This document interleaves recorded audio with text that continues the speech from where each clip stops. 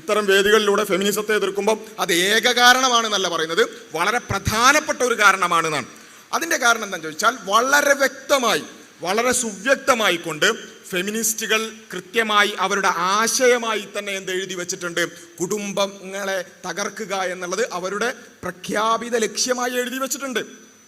പല ഫെമിനിസ്റ്റ് ചിന്തകന്മാരും അവരുടെ അവർ പറയുന്നൊരു ആശയമുണ്ടല്ലോ, സ്ത്രീകൾ വിമോചിപ്പിക്കപ്പെടാൻ, അതുപോലെ തന്നെ സ്ത്രീകൾ ഇൻഡിപെൻഡൻ്റ് ആകാൻ എന്നൊക്കെ പറഞ്ഞുകൊണ്ട് അവരുടേതായ ആദർശം വിശദീകരിച്ചുകൊണ്ട് അവർ പറയുന്ന ഏറ്റവും പ്രധാനപ്പെട്ട ഒരു കാരണം, സ്ത്രീ ഈ പറഞ്ഞ ഫെമിനിസ്റ്റുകളുടെ ചിന്താഗതിയിൽ അടിച്ചമർത്തപ്പെടാനുള്ള കാരണം എന്താണ്, അവൾ വിവാഹത്തിലൂടെ കുടുംബ ബന്ധത്തിലേക്ക് കടക്കുന്നതാണ്. അതുകൊണ്ട് നമ്മൾ സ്ത്രീയെ വിമോചിപ്പിക്കാൻ എന്ത് ചെയ്യണം, കുടുംബത്തെ തകർക്കണം. ഇത് ഫെമിനിസ്റ്റ് ചിന്തകന്മാർ എഴുതി വെക്കുകയും അത് പ്രചരിപ്പിക്കുകയും ഏതുവരെ എന്ന് ചോദിച്ചാൽ അത്തരം പ്രചാരങ്ങൾ എവിടെ എത്തി നമ്മൾ മനസ്സിലാക്കണം. ഇപ്പം നമ്മുടെ നാട്ടിലേക്കൊക്കെ ഈ ഫെമിനിസത്തിൻ്റെ ഇൻഫ്ലുവൻസുകൾ വന്നുകൊണ്ടേയിരിക്കുന്നേ ഉള്ളൂ അല്ലേ, സിനിമകളിലൂടെ, റീലുകളിലൂടെ നമ്മുടെ പെൺകുട്ടികളെ അത് ബാധിച്ചു കൊണ്ടിരിക്കുകയാണ്. അതിൻ്റെ തുടക്കമാണ് ഇവിടെ. പക്ഷേ നമ്മൾ മനസ്സിലാക്കേണ്ടത് 1950കളിലും 60കളിലുമൊക്കെ യൂറോപ്യൻ അമേരിക്കൻ രാജ്യങ്ങളിൽ ഇത് വളരെ പ്രബലമായിരുന്നു.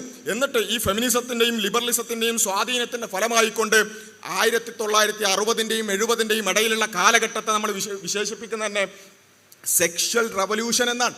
സെക്ഷൽ റവല്യൂഷൻ, ലൈംഗിക വിപ്ലവം. ആ രൂപത്തിൽ ഒരു സെക്ഷൽ റവല്യൂഷൻ ഉണ്ടാക്കിയതിൻ്റെ പിന്നിലുള്ള പ്രധാനപ്പെട്ട കാരണം ഒന്ന് ലിബറലിസവും ഫെമിനിസവുമാണ്.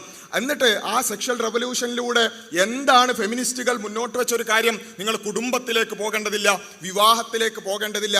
ആ കമ്മിറ്റ്മെൻറ്റ്, വിവാഹം എന്ന് പറയുന്ന കമ്മിറ്റ്മെൻറ്റ് നിങ്ങളെ അടിച്ചമർത്തും, ചങ്ങലക്കിടും എന്നാണ്.